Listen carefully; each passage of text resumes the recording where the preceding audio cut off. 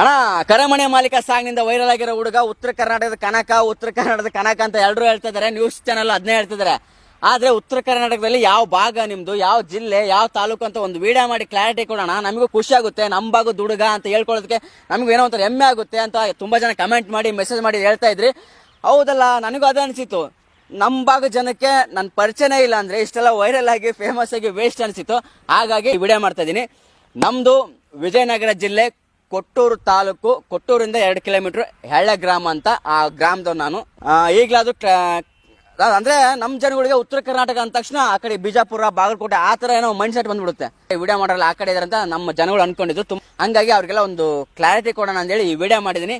ಈಗ ನಿಮ್ಗೆ ಡೌಟ್ ಬಗೆಹರಿದಿರುತ್ತೆ. ನಾನು ನಮ್ದು ಉತ್ತರ ಕರ್ನಾಟಕದಲ್ಲೇ ಒಂದು ಕಲ್ಯಾಣ ಕರ್ನಾಟಕ, ನಮ್ದು ವಿಜಯನಗರ ಜಿಲ್ಲೆ ಕೊಟ್ಟೂರು ತಾಲೂಕು ಹೆಳ್ಳೆ ಗ್ರಾಮ. ಕ್ಲಾರಿಟಿ ಸಿಕ್ಕಿದೆ ಅನ್ಕೊಂತೀನಿ. Thank you. ನಾವು ಕಮೆಂಟ್ ಮಾಡಿ ಮೆಸೇಜ್ ಮಾಡಿ ನಿನ್ನ ಬಗ್ಗೆ ತಿಳಿಸಿ ಗುರು.